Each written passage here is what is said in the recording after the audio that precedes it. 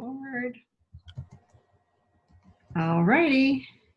And I'll just get started with this part. Welcome to Advanced Toastmasters Online. Maybe. There we go. Welcome to Advanced Toastmasters Online. Here are some online meeting tips. You can use your headset or earbuds if you want, and especially for hearing feedback, that's what is going to reduce that feedback. Mute your mic by clicking on this little mute button down at the lower left-hand corner of your screen. You can also toggle your video on and off, but we'd like to see you. Mute your mic when you're not the current or active speaker, and that's found right there. The view that you're seeing on my screen right now is called the gallery view. And if you want to adjust your view and see only the active speaker, you click on that button up at the top that says speaker view.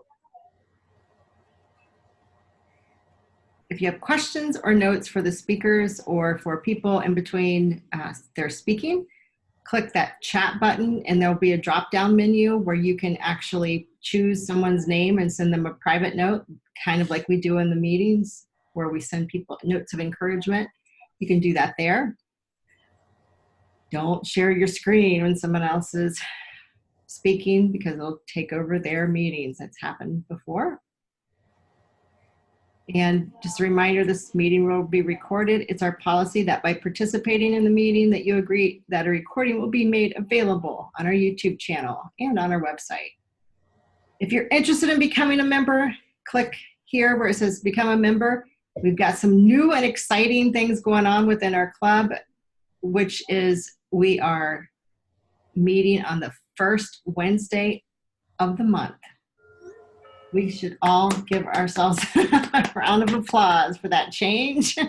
I think it's going to be wonderful and helpful and help us focus our energies a lot more. And we welcome you, if you're watching this online, welcome you to visit our club. We're asking, it's an advanced club, so we ask you to have at least 2 level 1s. So you can either have a level 2 or 2 level 1s within the Pathways program, or you can have your competent communicator in the old traditional program.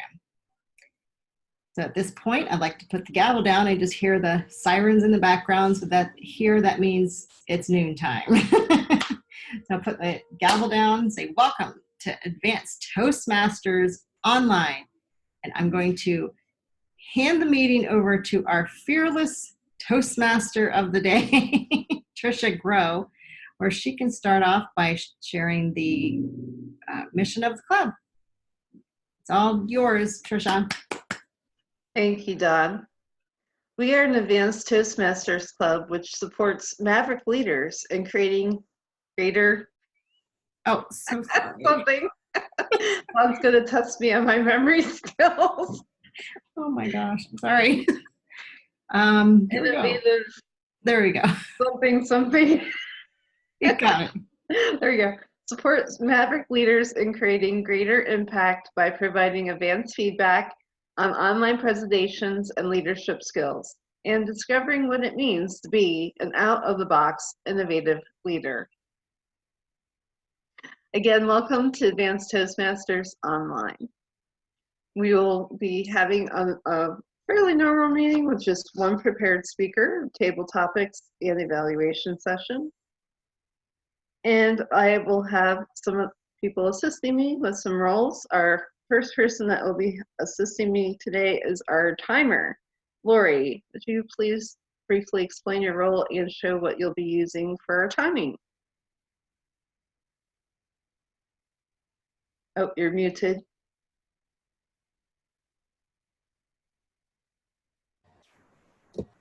For the minimum amount of time, I will be showing a green card.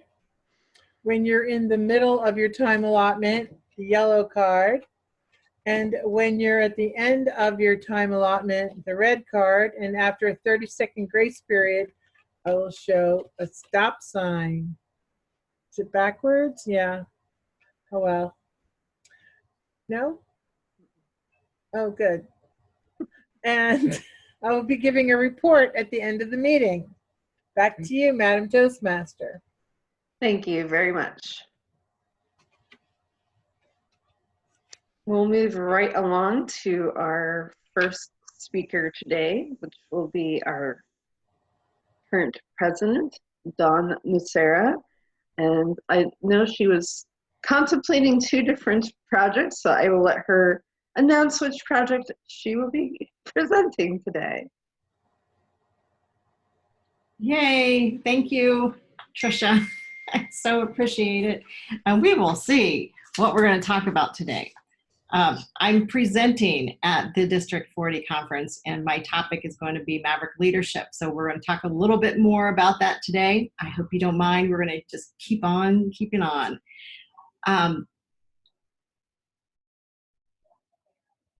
I'd like to know, show of hands, how many of you have actually thought that you would like to make an income and an impact sharing your wisdom? Like, have you ever thought about it? Like, I'd like to make some money with what I know. That's awesome. Show of hands, how many of you have done that already? Yes, there'll be a minute in here that we'll I'd love to hear more about that. So one of the things that I have I have spent the past decade sharing my wisdom about the subconscious mind, about manifesting, and about business through just a variety of coaching programs and books and live events. I counted them. I spent the time and I actually counted how many programs have I actually created in the last 12 years of doing coaching. And it's over 30. I stopped counting when I got to 30, which means that I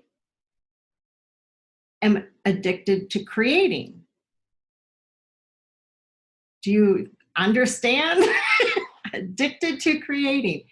Fortunately for me, I have sold every one of those programs. So like if I did a program on mindset, I had a Mindset for Success in 2009 program that was sold.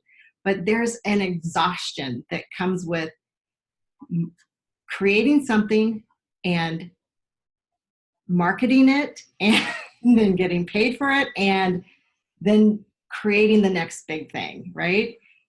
It's exhausting. And it can be very frustrating when you're feeling like you're constantly recreating the thing. It's sort of like being a Toastmaster. And every week that you give a speech, it's a new speech. When we know from Toastmasters, experienced Toastmasters and people who are the world champions of public speaking, if you give the same speech, over and over and over again, you're more likely to get to the top of the ranks than you would be if you recreate a new program or a new speech every single time you get up to talk. Nodding heads, you hear. You've seen it. There's this, we'll call it a gap for me. I have seen this moving from this space of recreating things over and over and over again, because I love that. To me, that energy is exciting. It feels good. It makes me want to, I feel it's exciting, right? It's exciting to start something new, and it's exciting when you get the name right and people sign up for it. And before people sign up for it, it's kind of like still a guessing game. Will I get the name right? I mean, so all the little pieces, like, will the content be valuable to them? And even if I get all this great feedback and like, when are you going to do this again? I'm telling you some secrets to my life. Even when you hear, when are you going to do this again so I can invite some friends? I would sit back and say, well, I don't know, because the next thing I'm going to do is not this. So as we mature, hopefully, eventually we get a clue. Or maybe not. Maybe we become prolific and we turn that all of the wisdom into something new, that can be sustainable, that we can continue to share the same message. And this is what we do as Toastmasters. We find a message, hopefully, that we can say, leadership is my wheelhouse. That's the thing that I'm the most skilled at. Or for some of you, mentorship might be the thing that will just keep, you could talk about it forever. And then you can also connect it to your life. There's a difference, though, between getting paid for your wisdom and just being wise. How many of you feel or understand the difference between just being wise and actually being able to be paid for your wisdom? Yeah. We're brilliant. We're brilliant. As Toastmasters, we have skills of public speaking. We have skills at all of the skills that you would need to actually get paid for your wisdom.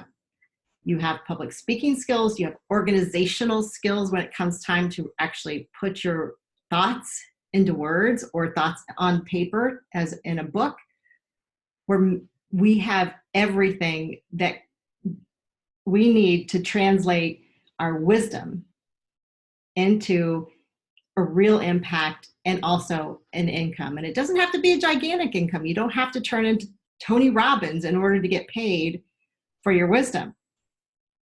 Some of my, the people that I've helped with this have really made a lot of, just not a lot of money, but have been successful, feel successful in their lives and in their business and just in themselves, with just sharing what they know and their wisdom with a handful of people.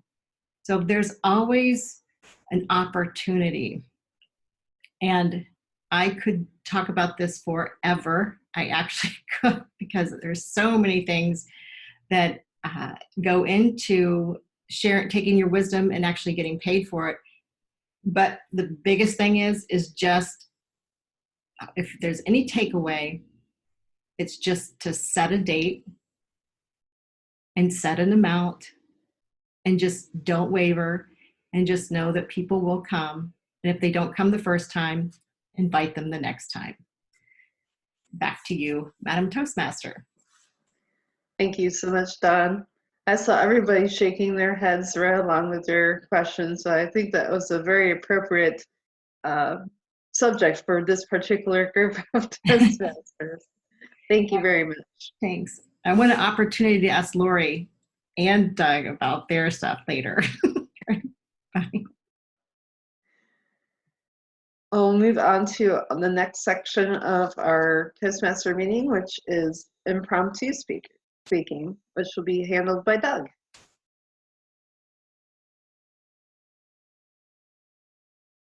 Thank you, Madam Toastmaster. For our impromptu speeches, our table topics, I want to ask you to describe in as much detail as you can how to accomplish a task that I'll give you. You get to teach us how to do something, assuming that we've never done it before and we don't really know anything about it. This is just going to be a bit fun to see how descriptive we can be in telling, and teaching how to do what are normally thought to be simple tasks. So I'd like to call upon Lori to tell us how to tie our shoelaces. Someone want a time for me? Oh, sure. Yeah. Hang on. How to tie a shoelace? Well, that's a very good question, Mr. Topics Master. I do recall teaching my children how to tie a shoelace. So there are two methods. The more junior method is to take the shoelace cord and make 2 loops. And then make a knot with the 2 loops by folding one loop over the other loop, pulling it through, and then pulling the 2 loops, and that will make a knot. Now, a more advanced way of tying a shoelace is to take the cord and make 1 loop, and with the other cord, wrap it around the base of the loop, pull it through the middle, and then as you're pulling it through, making another loop to pull the cord. If you've never tied your shoe before, the first method is far easier, but you'll find that once you master tying a shoe, you'll be able to do the other method. Now, my daughter has taught me an interesting thing about tying shoes when she was a teenager. She taught me that before you actually put the loop together, I forgot to mention that first you put one cord over the other and pull tight before you combine the loops. And she taught me if you put one cord over the other and pull tight and go one more time so that it's doubled before you even begin, the knot will hold tight and stay in place. You won't have to retie your shoe at all during the day. So if you haven't ever tried that method, even though you're all grown up, give it a try, especially with boots, Mr. Topics Master.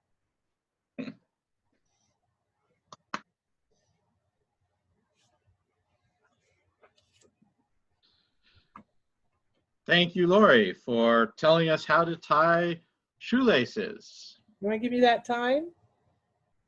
I was just about to send that to you. Okay, go ahead. On to your next topic. Yeah.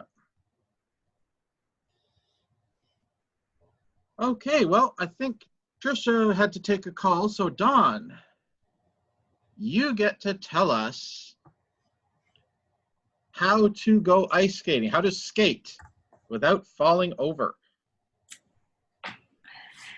I am the perfect person to ask this question because I have 3 kids and they all like to ice skate.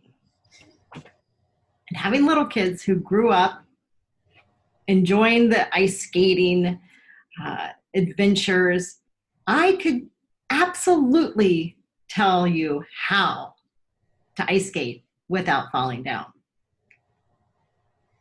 First of all, my oldest took lessons and learned to skate very beautifully. She did figure skating and was able to do I don't know what it's called, but a spin in the air.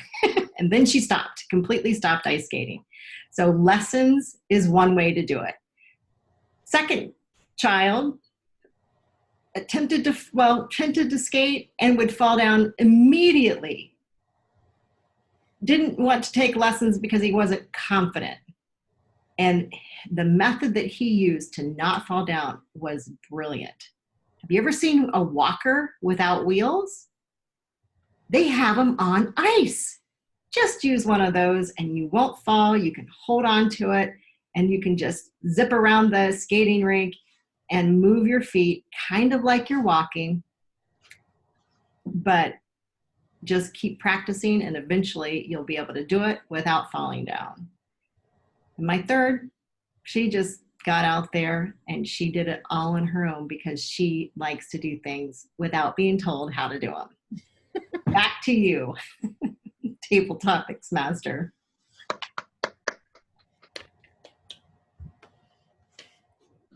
Well, thank you, Dawn, for telling us how you taught your kids to ice skate. That's good.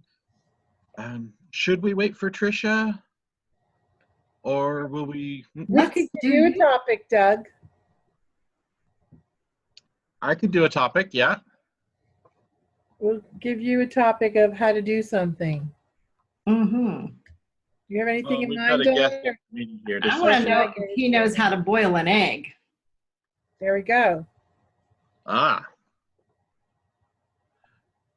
to boil an egg.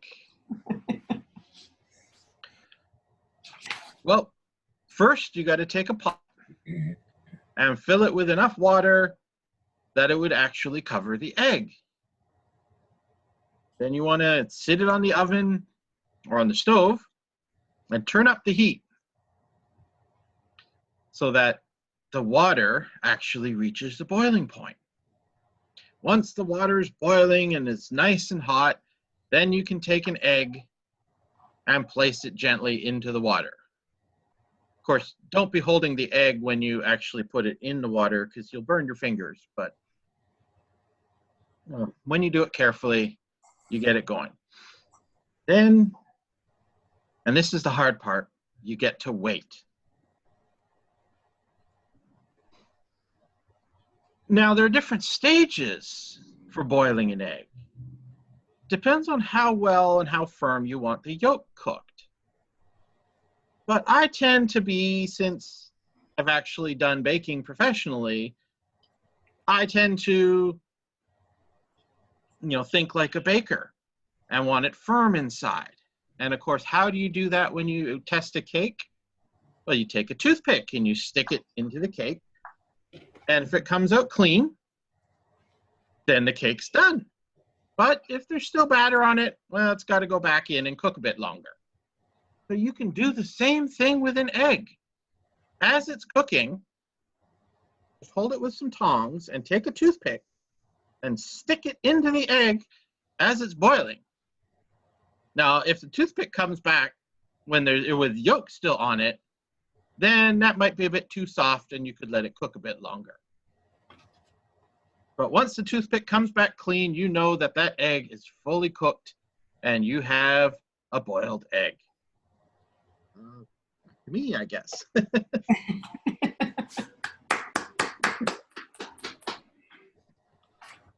Hi, Tricia. We were just I was doing a topic while we allowed you to take your phone call. So you get the last topic, which I think you heard the intro. I've been asking people to teach us how to accomplish a particular task, as though we've never done it before and don't know anything. And if you've never done the task either, well, you get to make something up.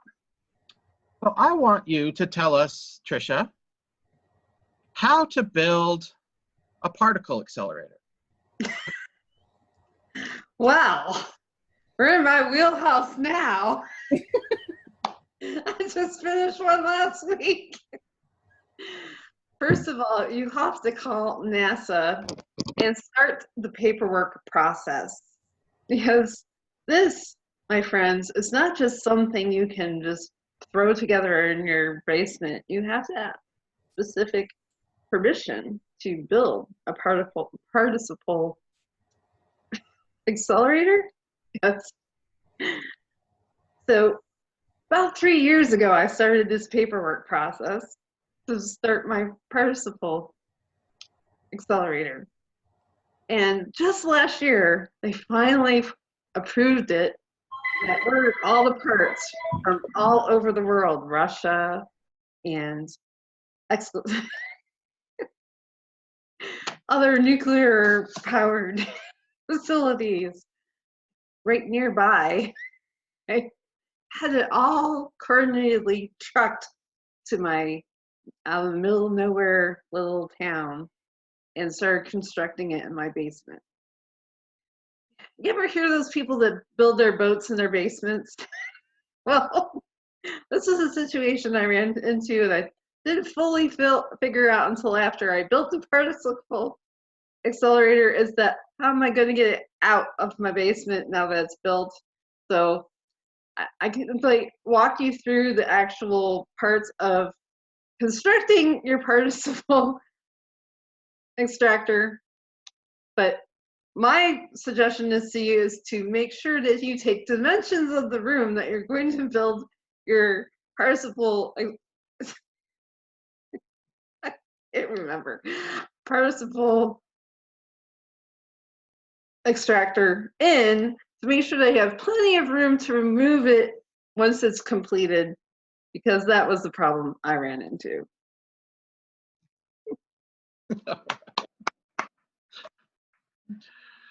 Thank you, Tricia, for taking on a challenge of converting a particle accelerator into a participle extractor. I think we've all learned something, and I'll make sure to get my applications in at NASA. And welcome, Paul, to our meeting. I think that's Aaron. Ah, yes. Well, I'm just reading the name. Yeah. Or I some think- lovely lady. Who is that strange woman? That's Aaron. There's something How do you know it's Aaron? because I've seen this happen before. He uses Paul Finkelstein's Oh, Zoom meeting. Account. Yeah, for the account. And there he It is is. me. Thank you very much on that. And who is Ah. that? That's Aaron's voice. I know Aaron. Yeah, that seemed like Aaron. Well, good to, well, I can't exactly say see you, Aaron. So we were just doing table topics, and I think there's time for one more, which would be for Aaron to do. I was asking to explain or teach us how to accomplish a particular task. And, you know, assuming that we've never done it before, we don't know how to do it. And, well, if you've never done it before either, you get to figure something out.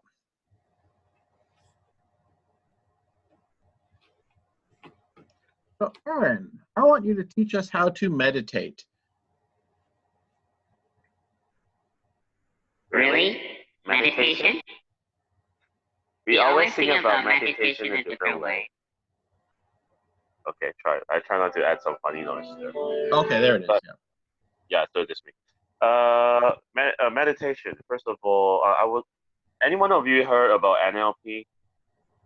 mm-hmm. If we do, raise your hand, just to check who actually learned about it. So, an NLP is actually similar to meditation. The only difference is that meditation itself is about inner calmness. I'm not a fan of meditation because I usually walk around and go for Toastmasters, so that's why I never meditate. But if there is a moment for meditation, first of all, calm yourself down. It's always about breathing. Take your time to slow down the pace of your breathing. Find a place that you're comfortable, that you can rest, relax, or lie down and shake your toes. At least that is a place whereby you find yourself relaxed. Count your breathing for over 3 to 4 minutes. Slowly reduce the pace. And then think about nothing except the place that you enjoy the most or you relax, like on a beach or watching the starry stars or looking at the moon and imagining that there is some nice glow in there, something is falling off the moon or something. Just think about a place or a vision that you feel relaxed. After you do that, the breathing, then you move to step 2. Step 2, whereby you consolidate your thoughts. Slowly, you think about the things that makes you feel relaxed. Like imagine that you see a picture in your brain. You just need to add some music on there. That's called the music therapy. Just imagine there's some music, the music that you love or you find funny. Like for example, I love Gundam Style, so I imagine that I'm picturing a place with Gundam Style music playing along. And slowly and steadily, we feel along the rhythm, we feel along with the music pace, and that's where we get the next stage of meditation, whereby you are half asleep, half awake. At that moment, you just need to focus on relaxing, and then set yourself a time. You have to set yourself a time alarm before you start this meditation. Set your alarm clock 1 to 2 minutes or so, and then it will just wake you up. When you hear the alarm clock, you just need to wake up. So that's usually what I do for meditation. I'm not really that good with it, but this is only the first few steps. Maybe there are some expert feeling or thoughts outside there. Back to you.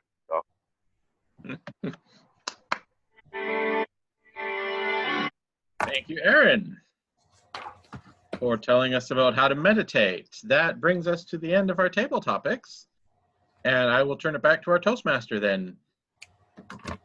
Thank you so much, Doug. That was a lot of fun. Doug, Rick just arrived. I could let him have my seat if you want to give him a topic. Since we only have one speaker to evaluate. Yeah, I think, yeah, looking at the clock, we definitely have time for Rick to do a table topic as well. Well, I get to sit in your chair. Wow. Hello. Hi, Rick. I hope you're doing well. I am. At the meeting. So for our table topics, I was asking everybody to, in as much detail as possible, please teach us how to accomplish a particular task. You know, assuming that we don't know, we've never done it before, and we have no idea. Okay. I hear the topic, and I want to teach No, you. he's going to give you the Oh, topic. I'm sorry. Go ahead. I thought it was I any haven't task. been given the task yet. That's Okay. just a preamble. I want to ask you, tell us how to give your dog a bath.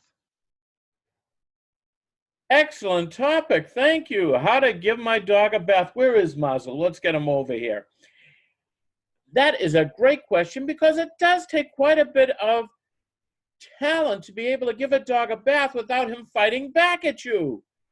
What I do for Muzzle when he needs a bath is, first of all, I want to get the water temperature just right. Not too hot, not too cold, just right. I have him in the basement. We have a big set tub by my chicken area where I have all my equipment. Pick him up, take off his collar, put him in the sink, and then I wet him down a little bit. Now, he's not necessarily too happy about that at this point, but I let him relax into the water, talk to him while he's there, relax him, and then he just mellows out and says, I'm going to have a bath. Scrub the shampoo into his fur, get him nice and clean, rinse it out. Now, here's the challenge.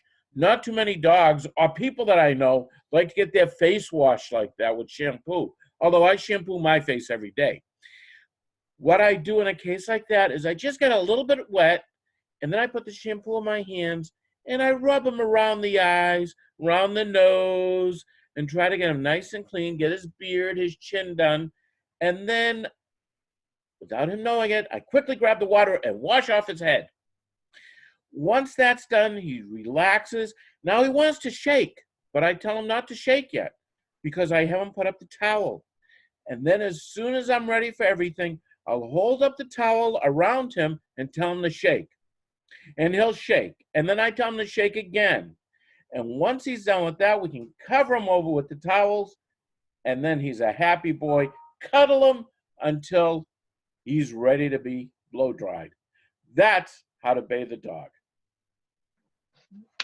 All right. Okay. Thank you, Rick. I will get up and let Lori get her chair back. Thank you, Right. Mr. Topics Master.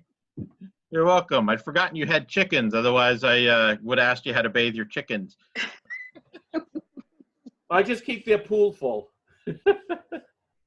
They pretty much take care of themselves. Okay, back to you, Madam Toastmaster. Thank you very much for those entertaining questions, Like that later. Doug. You could join We'll me. move on to our evaluation portion of the meeting. And I don't believe that we had a general evaluator on the agenda, so I'm just going to go ahead and take care of that role. And so we're going to just begin with the round robin of Don's speech. And I will just provide some thoughts Wait, myself. How much time are we allowing for this? 7 minutes in total?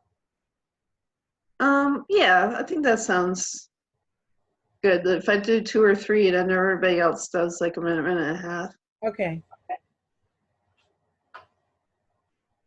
Don, I thought for this particular speech, you did really well with the eye contact. You seemed to really be looking at your camera throughout the speech, so it really felt connected. And you kept looking, especially for our reactions. You kept asking us to become involved in your speech by showing head movement or hand movement.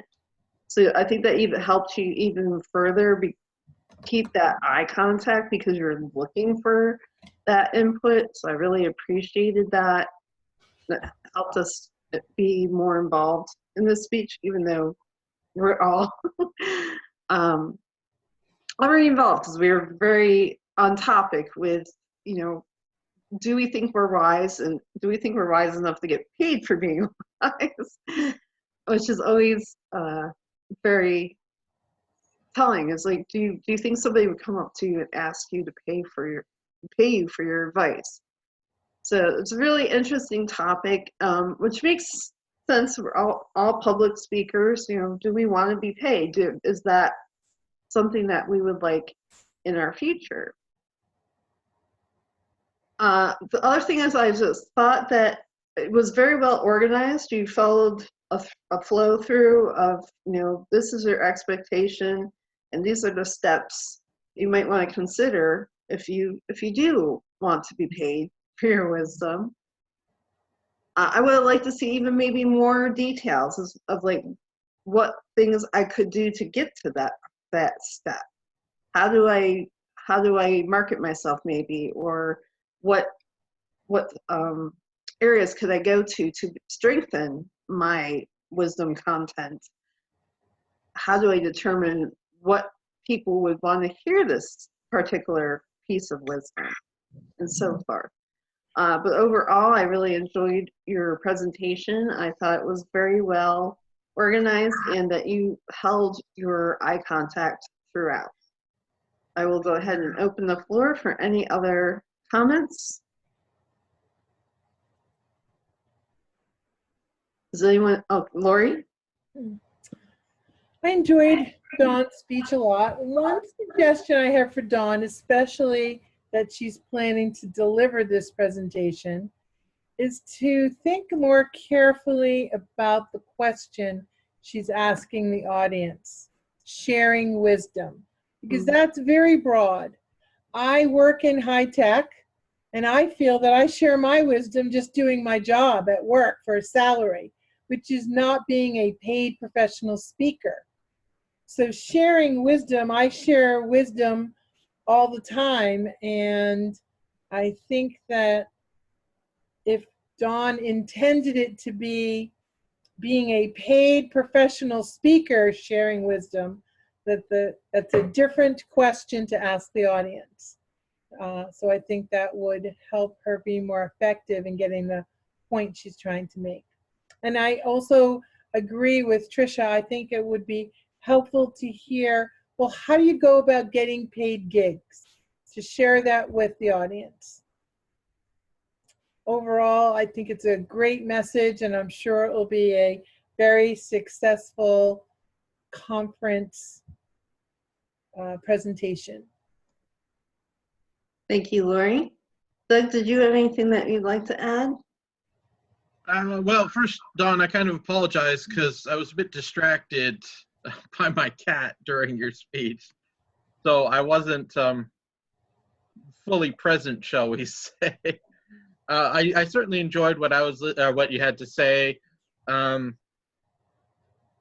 Although maybe I missed maybe the connections were there, I just kind of missed them. You were talking about, you know, how you've done multiple different subjects and you tend to change, you know, you develop different topics and have done different workshops versus like a real professional speaker who does the same thing over and over again. And then you were talking about getting paid as a speaker. But I wasn't, like I say, maybe I just missed it. I didn't really follow the connection between those in a well-developed way. Overall, though, I certainly enjoyed it, and you know, it was really quite an interesting subject. Yeah. Thank you, Doug. Erin, you weren't here for Dawn's speech, were you? Mm-mm. Okay. I just thought I would offer him to make a suggestion, but I don't think he was here. So I'll go ahead and ask our timer how we did with our timing today. All right. Let me write down our group evaluation.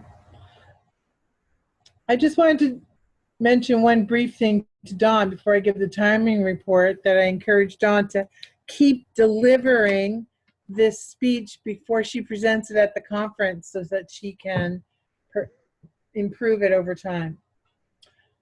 For Dawn's speech, the time was 7 minutes and 7 seconds. For table topics, mine was 209, Dawn 143, Doug 207, Trisha 205, Aaron 238, and Rick 204. And our group evaluation was 5 minutes. All right. Thank you. Well, overall, I thought we had an excellent meeting. We ended up with 6 people in the room, which is, for us, it's a nice turnout. So thank you everyone for coming. And I really personally am glad that we're going to have one meeting a month and try and rebuild and strengthen our club. And then, you know, we'll see where we go. If we can broaden back out to maybe twice a month, or, you know, we'll see where it goes. We can be flexible as far as that goes, but I appreciate Don and Lori coming up with this thought and implementing it, and I can't wait to see where we go from here. At this moment, then, I will go ahead and turn our meeting back over to our interim president, Don Lucera. Thank you, Trisha, for a great meeting today, and everyone for showing up and being amazing and supporting. I just would love to tell you guys that I'm super grateful that for the feedback about my speech, and would the Toastmaster provide some space for me to give to comment on how I'm feeling about the evaluation because it was so helpful? Would that be appropriate for me? We have time. Well, so a couple of things that were interesting to me, because I don't think I said to get paid as a public speaker. And however, Toastmasters, we, you know, like we're kind of, we think that, right? So I will need to be very clear about that. And Lori, you saying you get paid in your work, that is a piece of my speech, is that you can actually increase your income even if you're working for somebody else through sharing your wisdom. So that's not an invalid point, but I was a little inarticulate today about it. So those two things were really super helpful for me, because it just made it very clear that where your minds were and that huge disconnect. So I appreciate that feedback so much. And yes, I've been paid to coach programs or workshops. They've been workshops, they've been coaching programs, they've been books and audio programs and everything in between. And only once have I been paid as a public speaker, and that is paid from an organization to be a public speaker. So I'm just letting you know, all honesty. What's up? I'll just share that something I used to say in job interviews was that I felt proud that I get paid to think.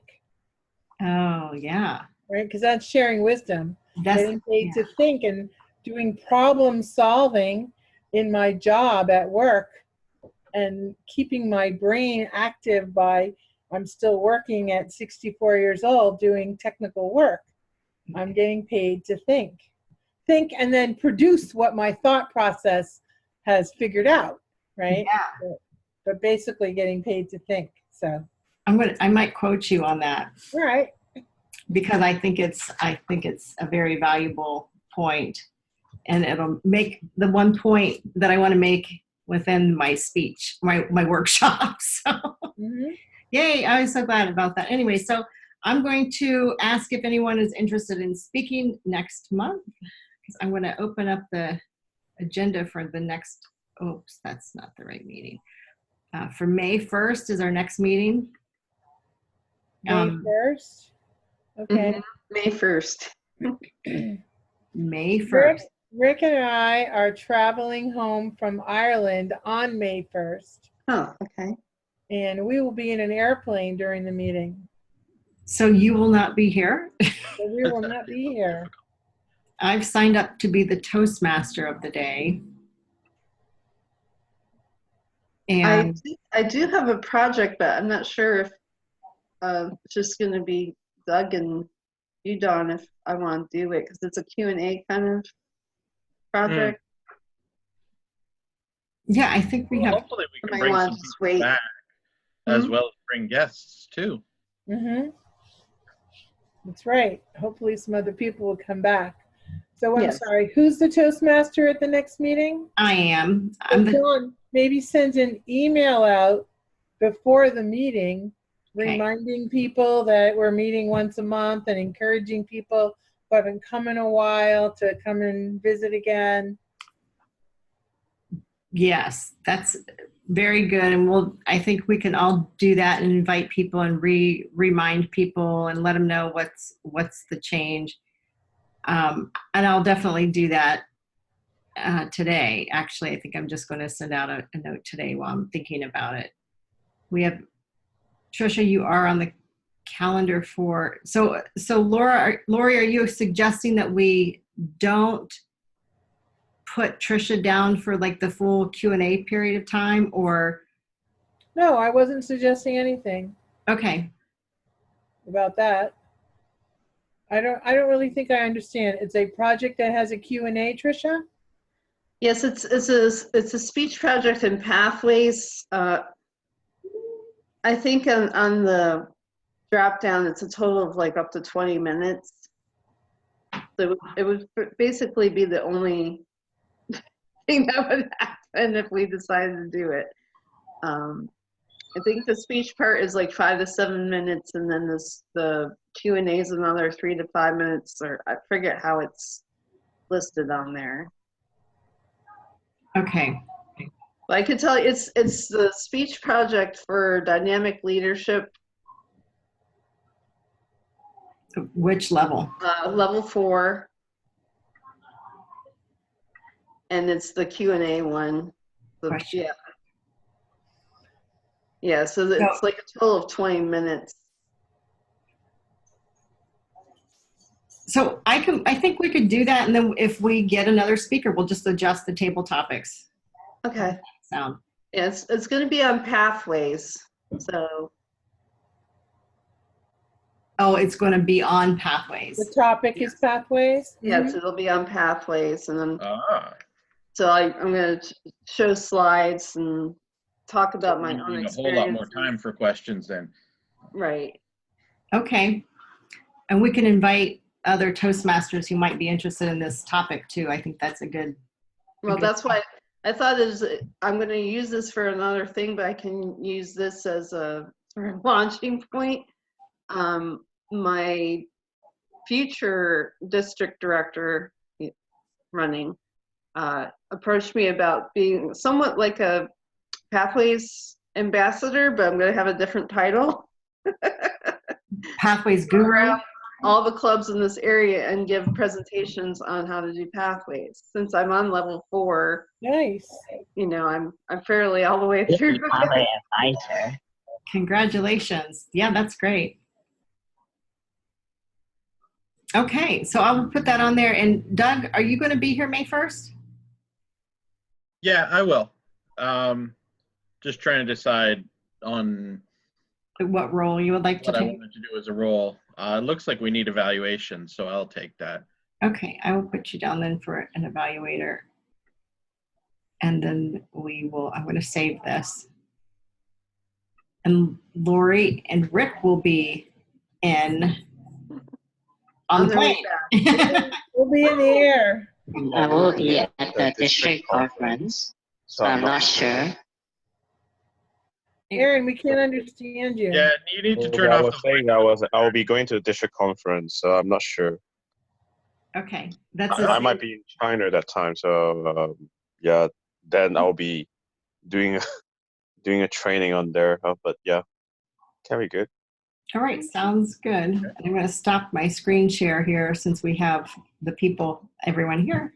And you haven't turned off recording yet. Oh, yes, thank you.